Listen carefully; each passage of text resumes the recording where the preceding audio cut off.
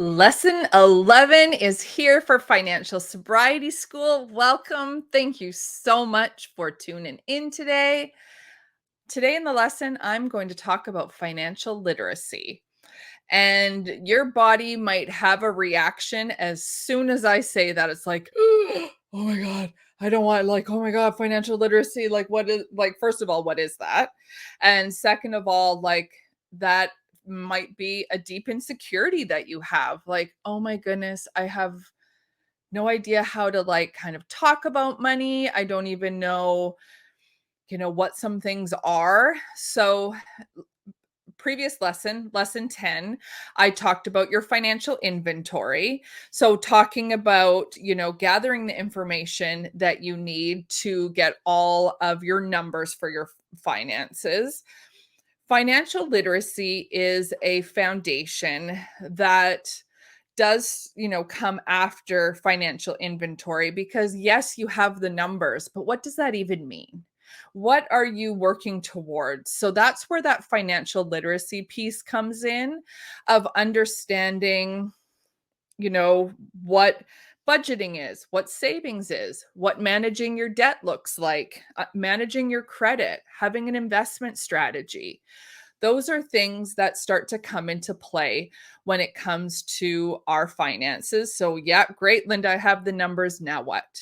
Right? So, when it comes to overall financial literacy, what I want to start with is that we are in a society where a lot of what's been taught about money and a lot of the messages we hear is a result of the patriarchy and capitalism and consumerism, right? So we get into a place of having fear that we don't know what we're talking about or we don't know what we're doing, and all of these messages of, you get the consumerism, buy, and the capitalism obviously is buy, but then as well it's like, the patriarchal system of you're bad because you have debt, you're bad because you don't know how to do your money, you're bad because, and you're failing because, right? And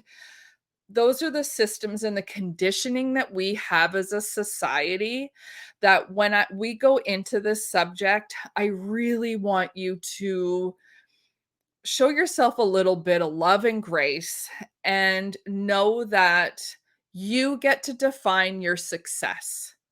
You get to define what a savings, strategy looks like. You get to decide whether you're going to let that debt rule your life and, like, or maybe, going into a place of, that forgiving yourself for what you did to survive.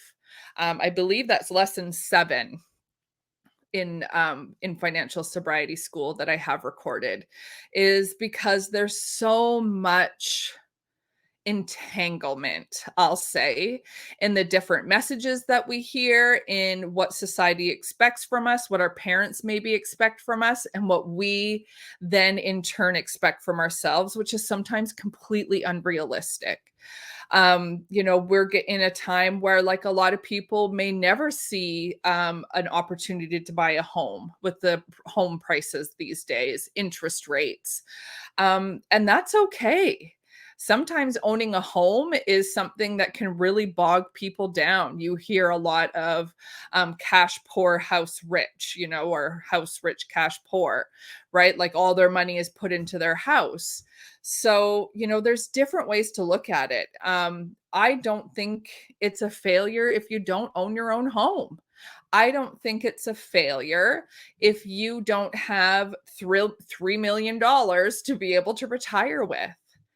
If you're close to retirement right now, what the conversation can start to be, and good for you if you've been saving and you've had the capacity to do that and the knowledge and the experience of doing that, huge kudos to you if that's what your story is. But sometimes that's not what our story is. And for those people, I just want you to know that when it comes to our retirement, what does that look like? Making a spending plan in regards to how much you're going to spend in your retirement. Our lives could look different, and maybe you're going to have a part-time job, and that's okay. And it's not always going to be that glass castle that we think that's going to happen for us when we retire. Sometimes in this day and age, it's not realistic. And we would love to aim for that. And of course, in a perfect world, that's exactly what we would be. We're not in a perfect world. I don't know if anybody's like checked out the economy or anything, right? But as a whole, I just don't want you to compare yourselves to a system of oppression that is keeping us feeling bad about ourselves, telling ourselves that we're failing. And, you're listening to this, you're watching this. This is not you failing, right? You're like, hey, I want to figure out my financial sobriety. I want to start to look at this work. What is this?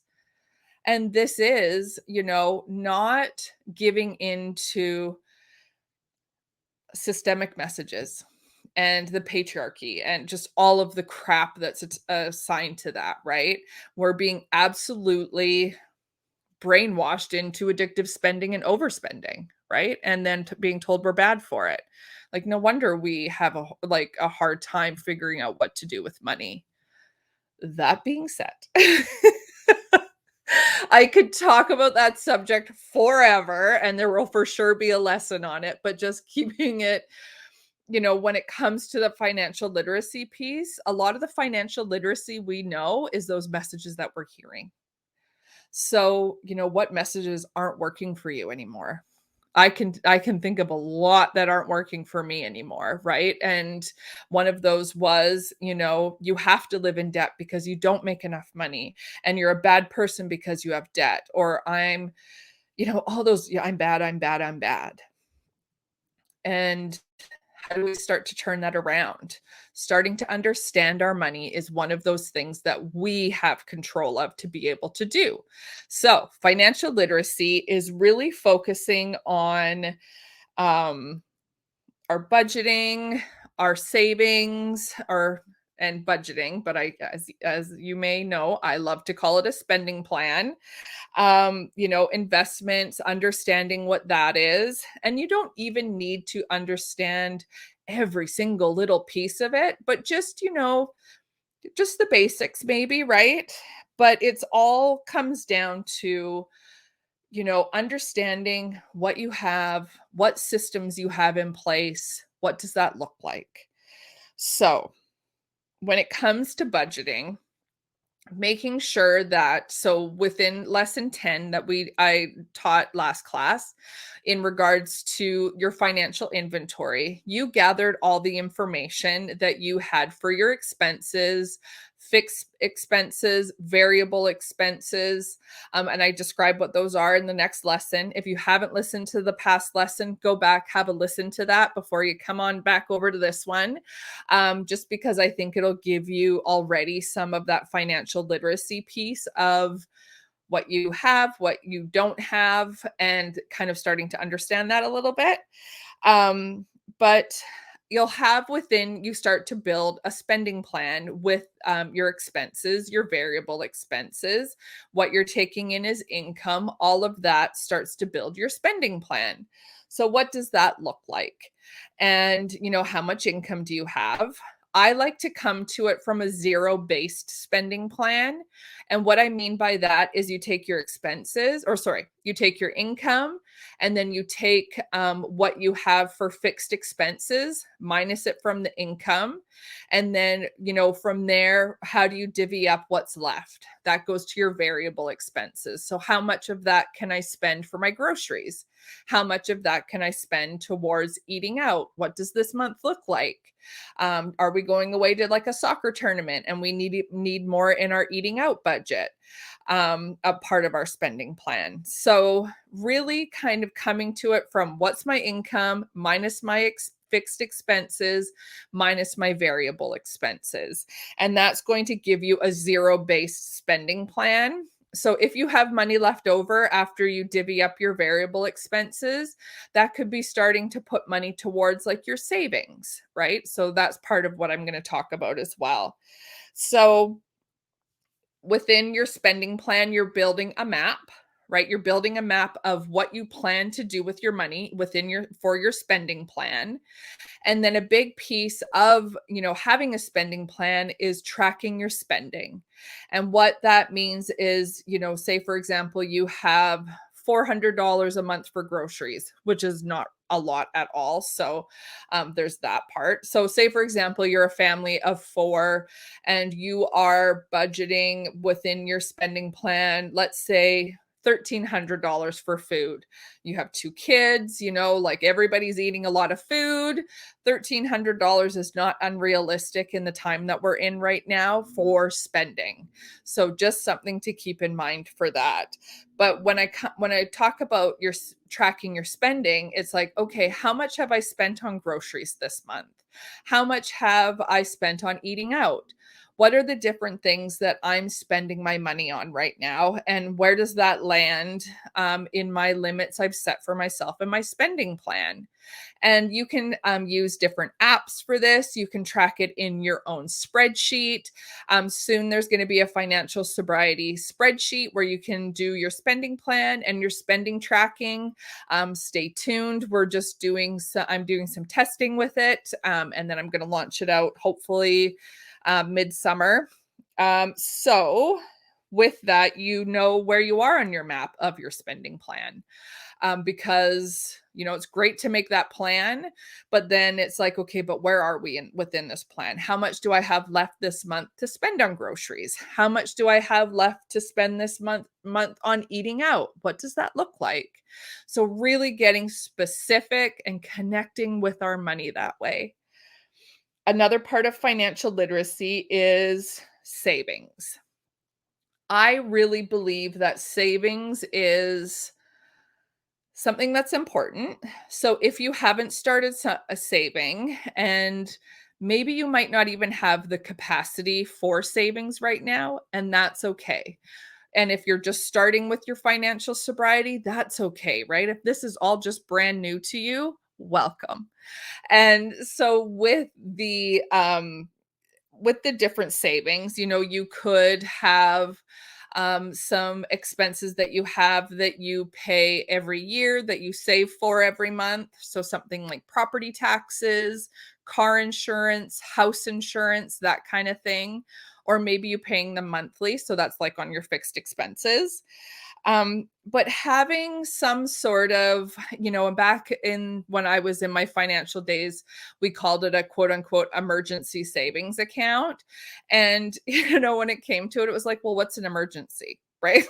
Like, what are we going to put this money towards until something like the pandemic hit, where it's like, oh, okay, this actually is an emergency, right? Like this is what we want to have that money for. But kind of taking a step back from that and thinking, okay, what amount of money in a savings account do I need to pay annual expenses? Or, do I have the capacity to save $50 a month into a savings account that's sitting there when I need it? If something happens with my vehicle, if something happens with my animals, if something happens to my home, starting to even just put $50 away every month is huge. And what I recommend for you to do is to have that automatically debited out of your account when you get paid. So say, for example, you get paid on the 1st and the 15th. So what I would do is I would set up an automatic transfer that went from your checking account where your paycheck goes into, and it automatically moves into your savings account.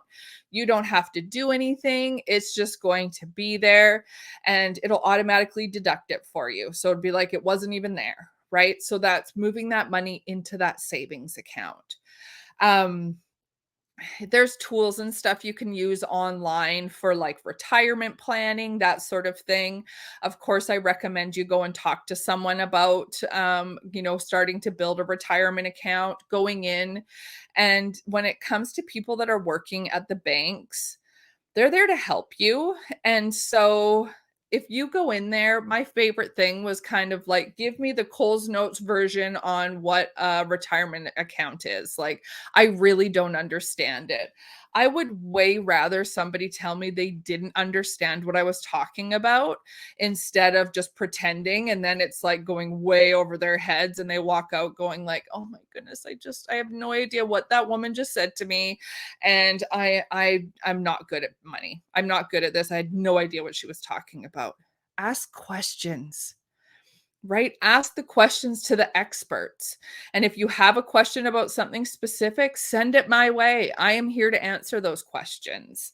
But really having it where we start to, be curious. Go, where do you bank? Go onto their website and have a look and see what kind of products they have available. Do they have, savings accounts? Do they have, you know different types of programs that you can use to start to save money? And, make an appointment and just say, "Hey, I'm just starting to work on my money. I want to start putting money into a savings account. Can you set that up for me?" And a lot of times we can even just do that online. But again, asking some questions for those experts that are there to help you. It's okay to ask questions, right? That's what they're there for. That's what those experts are there for.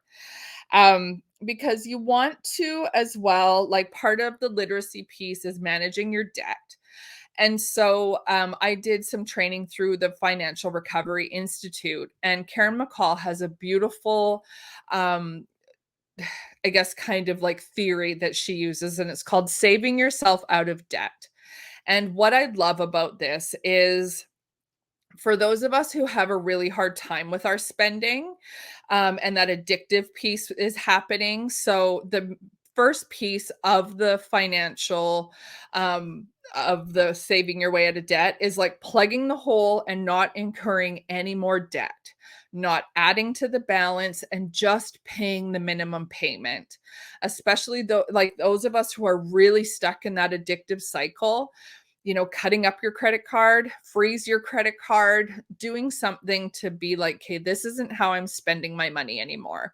I'm spending my money just out of my debit account, and I'm not touching my credit card." And so that is really important to do because plug in the hole, stopping the madness, as I like to say, just stop incurring those balances and just pay the minimum payment and just get to a point where you're like stabilized, right? Like stabilized in regards to not incurring any more debt, paying the minimum payment, and maybe putting $50 a month in a savings account. Because what saving your way out of debt means is that you will, instead of if something comes up, like say, for example, your car, your home, your animals, your kids, if anything comes up financially, you'll have that money in a savings account instead of reaching into your credit, into your debt, going into debt again. Right. So and it's all about the habits, right? Habits are huge when it comes to our financial literacy, and being able to pay those minimum payments, stop the bleeding, plug the hole, not incurring any more debt, and starting to put some money into a savings account. And you might surprise yourself. Like you might start with $50, but then all of a sudden it's like, "Oh, I actually can put this much into there."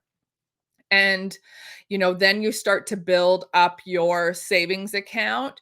And then you get to a place where it's like, "Okay, I have a little cushion. I have my safety net," or whatever you want to call it. And then so from there, you can start to pay a little bit more onto your debt.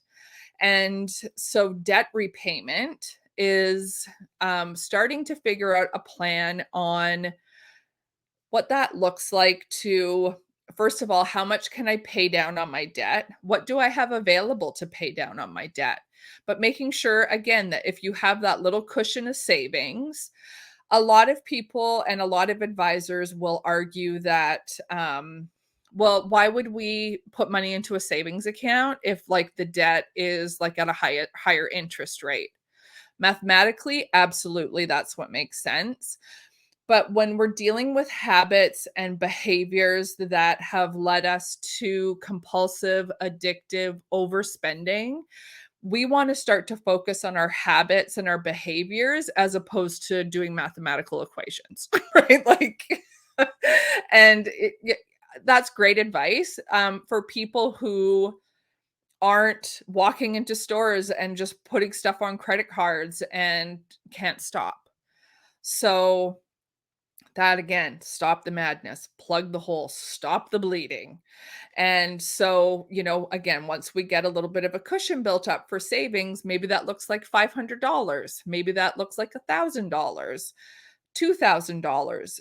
Where would you feel safe? And then, starting to pay off maybe your highest interest credit card. There's the snowball effect. Dave Ramsey is one who teaches that. I'm not a Dave Ramsey fan, but I do love his snowball effect theory. So Google that if you want to have a look at that. Or maybe there's something that you have that's really bothering you, like, oh, this credit card is maxed out because I did this. And like that one would feel the best to start to pay down. You get to define what you do, right? This isn't about interest rates and, this and that, like leveraging on different things. No, let's just start making decisions that are best for us and our financial journey. And so starting to, manage your debt and, pay those minimum payments. And then once we have a cushion, start to build up, like start paying off that debt and starting to understand, like going into what like your credit report. I do have a episode 51 that's on this podcast is understanding your credit report.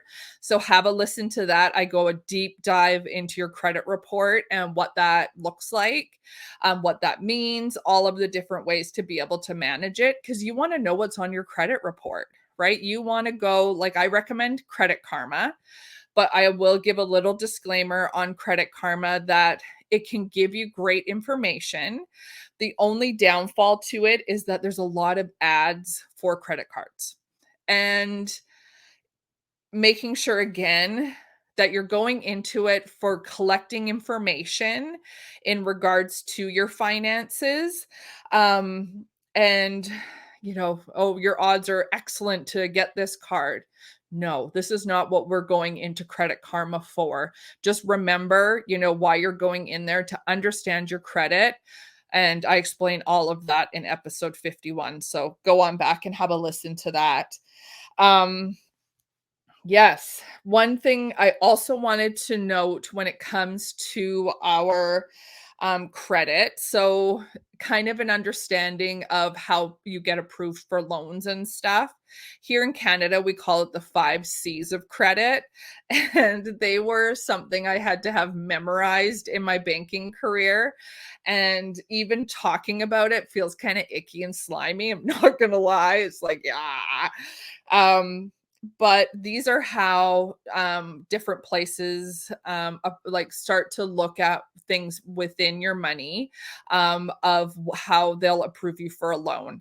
So I'm just going to break them down really quick. So the 5 C's of credit are character, capacity, capital, collateral, and conditions.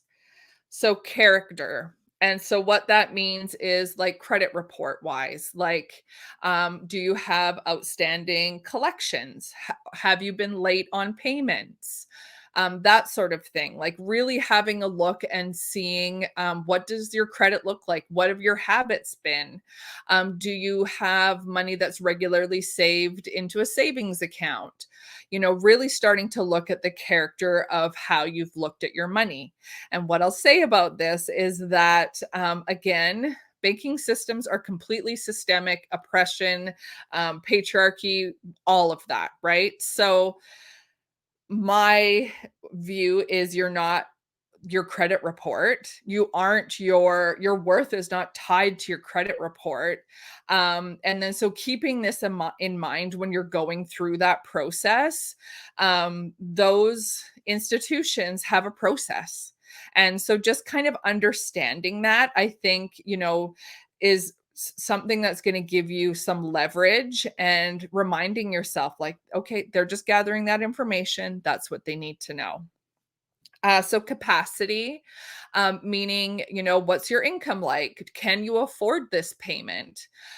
What does your expenses look like? So they'll really have a look at your income, and then whether you'll be able to even afford that payment, and that's part of capacity. Capital. So, how much money do you have in savings? How much do you have in regards to maybe a home, assets like a vehicle, a home, a motorhome, camper, like those sort of things. They want to know all of your assets and what that looks like, in regards to, yeah, your capital. How much do you own? Not how much you owe, how much you own. And collateral. So collateral for a mortgage is your home. That's what your mortgage is secured by. So the bank or the institution takes that as collateral, for your loan. Car loans, the collateral that you're taking, is that car is collateral, so security. So, say for example, you default, or you don't make your payments for your car payments. Collateral means is that the bank has taken that as security to be able, if you haven't been able to make your payments, they'll be able to take the car back and be able to sell it to then pay off the loan. And the same with mortgages as well. Collateral, it's a less high risk when it comes to, a home and that sort of thing, because they can take that as collateral, they can take that as security. If there's no security involved, like doing a line of credit or a loan of some sort or a credit card, sometimes that's where things get a little bit harder to get approved for, if you don't have any capital, so any assets. And then conditions. So, what's the economy like? What is the interest rates like? Is there going to be, like, what are the property taxes? Just taking everything in regards to the conditions of the mortgage. Is it, getting a home appraised? And, is it going to, is your house going to get appraised for the amount that you need for the loan? And how much of a down payment are you putting down?